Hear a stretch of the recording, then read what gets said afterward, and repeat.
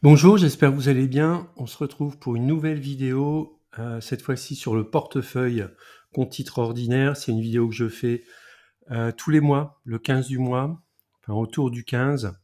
En tout cas, je prends un arrêté au 15 de chaque mois. C'est l'épisode 42, donc ça fait déjà 42 mois que je tourne une vidéo sur l'évolution du compte titre ordinaire. Alors, contrairement au CAC 40, les indices américains continuent leur progression. D'où le titre grosse performance grâce aux techno. Effectivement, vous avez la liste des actions techno qui surperforment au sein de mon CTO, hein, plus de 300% pour Broadcom, qui va faire une division par 10 de son action. Donc on va se retrouver avec 10 actions Broadcom qu'on va garder. Meta qui a bien performé, on est à plus de 125%, puis ensuite plus 82% sur AbbVie, plus 67% sur Microsoft et plus 62% sur Alphabet. Alors à l'agenda, donc on va voir les objectifs du compte titre ordinaire, l'évolution de celui-ci, on va parler un petit peu des marchés US et puis on terminera sur les opportunités des T2. Un avertissement, je ne suis pas conseiller financier, cette vidéo n'a pas pour but de vous proposer un placement financier ou un quelconque conseil d'achat, mais uniquement un but pédagogique et de partage. Vous restez responsable de vos investissements. Les objectifs du compte titre ordinaire, donc un versement de l'ordre de 350 € par mois, c'est quelque chose vraiment que je fais de manière systématique tous les mois, avec un objectif de croissance du portefeuille de 8% par an, ce qui est tout à fait raisonnable et en ligne avec la progression des indices américains. C'est même plutôt conservateur, ce qui me donnerait au bout de 15 ans d'investissement, j'obtiendrai un montant de l'ordre de 170 000. Alors si j'enlève 30% d'impôt de flat tax et que je ne prends que 4% sur les 8% de croissance pour laisser le portefeuille à l'issue des 15 ans continuer à avoir une croissance alors un peu moins forte, enfin, il aura toujours la même croissance, 8%. Par contre, j'extrais 4%, donc ça veut dire que l'année suivante, les intérêts cumulés se font plus sur la somme, mais la somme moins 4%. Ce qui me donnerait un revenu mensuel de l'ordre de 400 € par mois. Alors tout ça, c'est très théorique.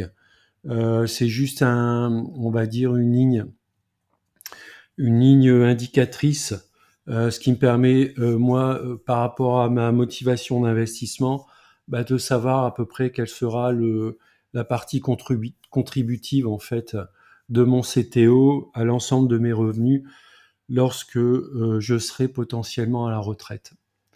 Alors, où est-ce que je me situe actuellement? Je suis plutôt bien. En fait, je suis à 40 336, hein, donc je suis largement en avance sur les objectifs de 34 000 € sur la fin de l'année.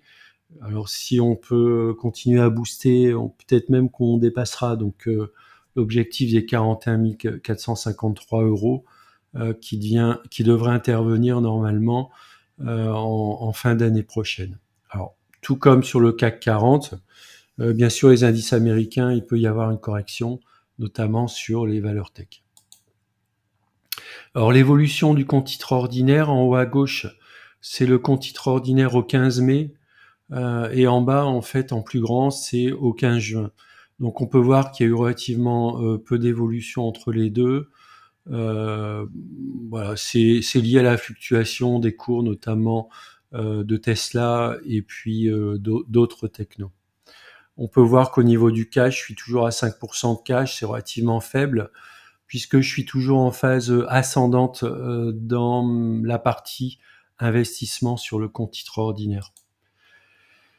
Alors j'aime bien tenir un tableau de bord de suivi du compte titre ordinaire. Donc tous les 15 du mois, je note en fait la valeur de mon compte titre ordinaire. Il a bien boosté.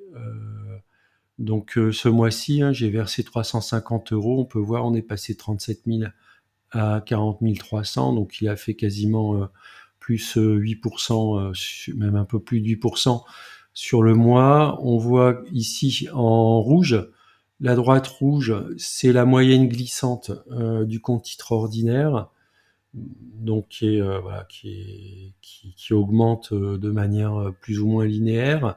Et puis en bleu, on a l'évolution réelle du compte titre ordinaire. Donc on voit que depuis à peu près le mois de mai 2023, je surperforme la moyenne historique du compte titre ordinaire.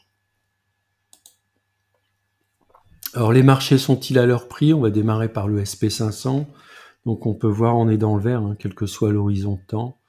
On a quand même une très belle performance depuis le 1er janvier, de l'ordre de 13,87%. Alors on est quand même un petit peu haut. Actuellement, on voit on est à 1,5 écart type.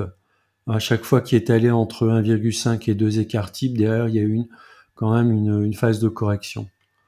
Hein, donc on pourrait tout à fait avoir une correction dans les semaines ou dans les mois à venir.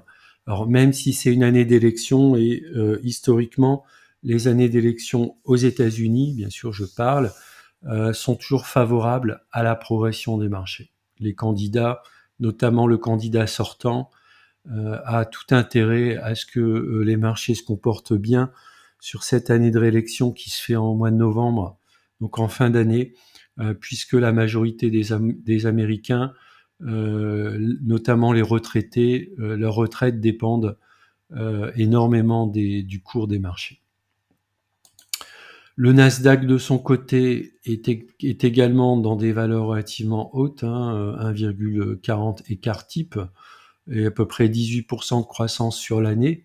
Donc c'est très très bien. Sur les 12 derniers mois, on est à 28%.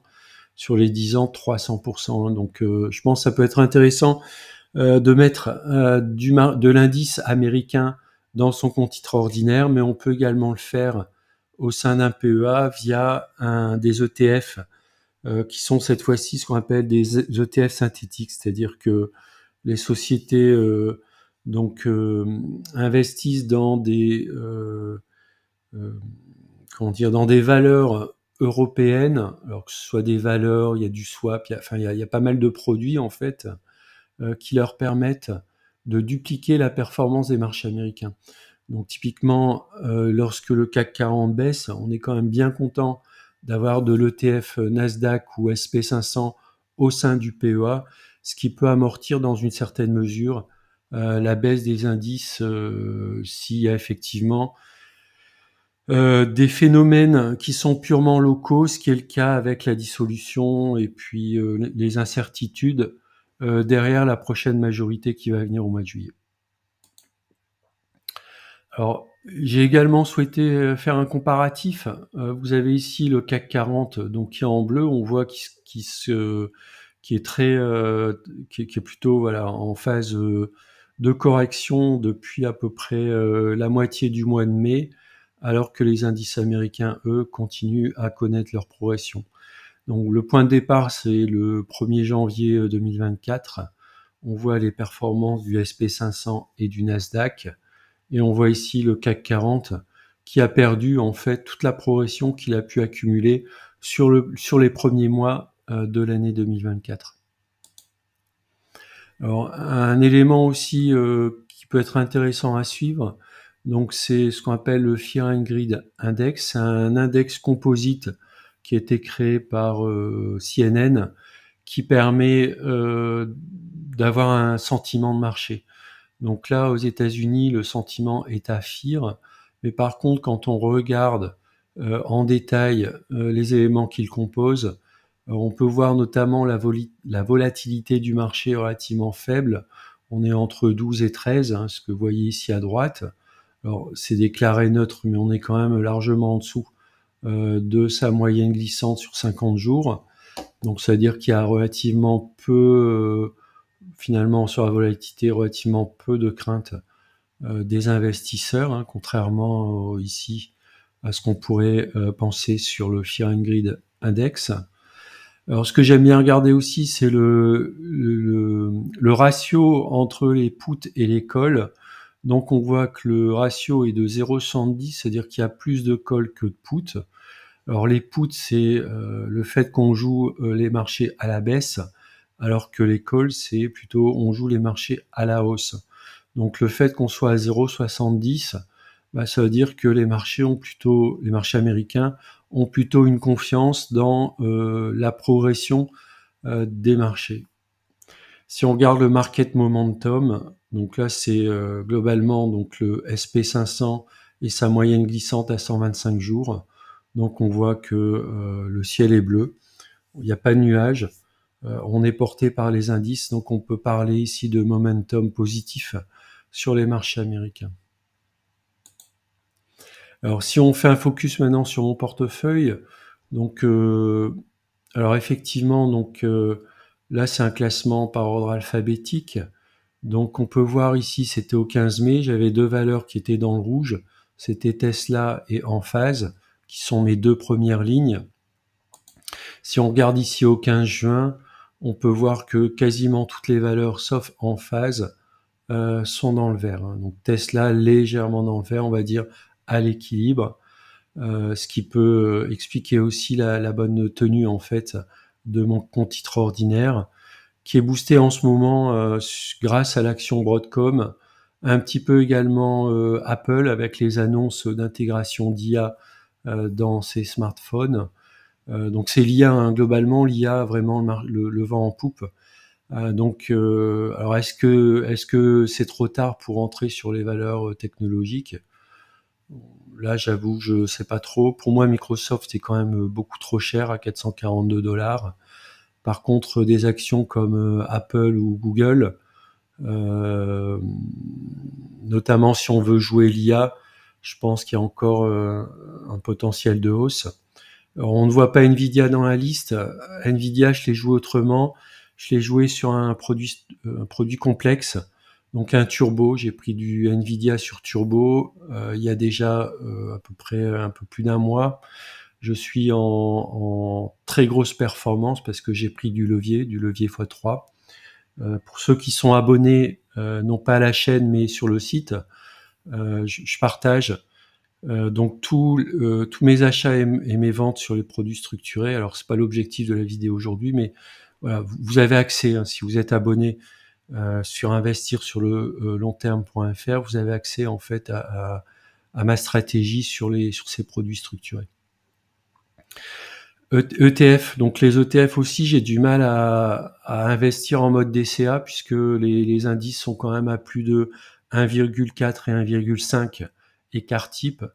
Bon, je préfère faire un peu de cash en attendant éventuellement une petite correction pour revenir en fait sur ces deux ETF. C'est du SP500 et du Nasdaq 100. Alors on va enchaîner maintenant avec les opportunités T2 qui sont Alphabet et AbbVie. Alors Alphabet ou Google. Donc on est quand même sur des niveaux relativement hauts. Moi ce que je vise c'est le bas du canal, donc un retour autour des 150-155 $. C'est mon objectif. Alors l'action, vous voyez, si on compare par rapport au SP500 ou au Nasdaq 100, elle est légèrement en retard, même si elle est dans un canal et sur le haut du canal. On voit que ici il y avait une résistance à autour des 175 $. On l'a franchi, on est revenu sur le bas de la résistance, et puis là on semble s'affranchir du bas de la résistance. Donc je pense que j'aurai du mal à faire une acquisition sur les 152 $. La deuxième action, c'est AbbVie, c'est une biotech. Donc là, par contre, AbbVie, on n'est pas trop mal, hein, on est toujours dans le canal ascendant. Moi, ce que j'aimerais, c'est une petite correction pour pouvoir aller la chercher autour des 151, 152 $. Ce serait pas mal. Elle est à son prix actuellement, hein, donc pour ceux qui veulent rentrer sur la société, le cours actuel pourrait tout à fait être un prix d'entrée. Voilà, c'est la fin de la vidéo. Je vous remercie de l'avoir regardé. N'hésitez pas à mettre des commentaires, à partager les entreprises que vous avez, notamment côté US, au sein de votre compte titre ordinaire. Et puis je vous dis à bientôt pour une prochaine vidéo.